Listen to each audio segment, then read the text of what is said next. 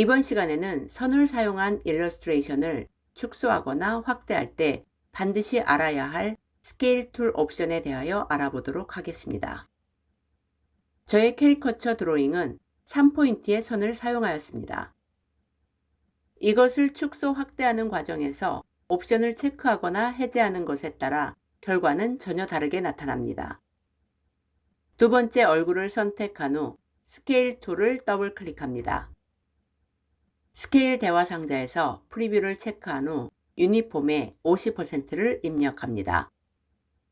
이번에는 얼굴이 축소될 때 선의 두께나 효과가 축소되지 않도록 만들기 위해 스케일 스트로크스 앤 이펙트의 체크를 해제합니다. 모자의 리본은 패턴이 적용된 상태입니다. 오브젝트가 줄어들 때 패턴의 크기는 축소되지 않도록 만들기 위해 트랜스폼 패런스의 체크를 해제한 후 OK를 클릭합니다. 세 번째 얼굴을 선택한 후 스케일 툴을 더블 클릭합니다. 스케일 대화 상자에서 프리뷰를 체크한 후 유니폼의 50%를 입력합니다.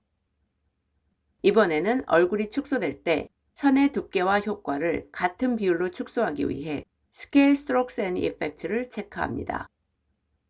얼굴이 축소될 때 패턴도 같은 비율로 축소하기 위해 트랜스폼 패런스 항목도 체크한 후 OK를 클릭합니다.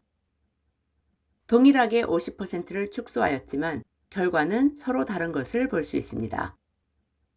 그룹 셀렉션 툴을 선택한 후 첫 번째 얼굴을 선택하면 선의 두께가 3포인트인 것을 볼 수 있습니다. 두 번째 얼굴을 선택하면 오브젝트가 축소될 때 선의 두께는 축소하지 말라고 옵션을 해제하였기 때문에 얼굴은 50% 축소되었어도 선의 두께는 여전히 원본과 동일한 3포인트인 것을 볼 수 있습니다. 원본과 비교해보면 동일한 3포인트인 두께임에도 불구하고 시각적으로 더 굵고 무거운 느낌을 줍니다. 또한 오브젝트가 축소될 때 패턴의 크기는 축소하지 말라고 옵션을 해제하였기 때문에 얼굴은 50% 축소되었어도 패턴의 크기는 여전히 원본과 동일한 것을 볼 수 있습니다. 반면에 세 번째 얼굴을 선택하면 오브젝트가 축소될 때 선의 두께도 함께 축소하도록 옵션을 체크하였기 때문에 얼굴이 50% 축소될 때 선의 두께도 50% 축소되어 3포인트의 절반인 1.5포인트인 것을 볼 수 있습니다.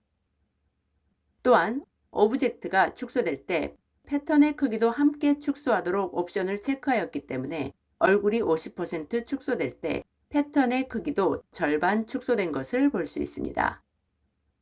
스케일 스트로크스 앤 이펙트 옵션은 선을 사용하거나 효과를 적용한 로고나 아트워크를 축소하고 확대할 때 체크해야만 축소 확대 과정에서 원본이 갖는 선과 효과의 느낌을 그대로 유지할 수 있습니다. 마찬가지로 트랜스폼 패런스 옵션은 패턴을 사용한 아트워크를 축소하고 확대할 때 체크하여야만 축소 확대 과정에서 원본이 갖는 패턴의 느낌을 그대로 유지할 수 있습니다. 이 옵션들은 작업자의 의도에 따라 필요할 때마다 선택하거나 해제하면 됩니다. 스케일 툴의 옵션은 선과 효과, 패턴을 사용한 아트워크의 축소 확대 과정에서 매우 중요하기 때문에 오늘 배운 내용을 반드시 기억하시기 바랍니다. 그럼 오늘 강의는 여기서 마치겠습니다. 그레이스 교수의 일러스트레이터 강좌를 시청해 주셔서 감사합니다. 모든 강좌를 빠짐없이 수강하기 위해 순서대로 다음 비디오를 시청해 주세요.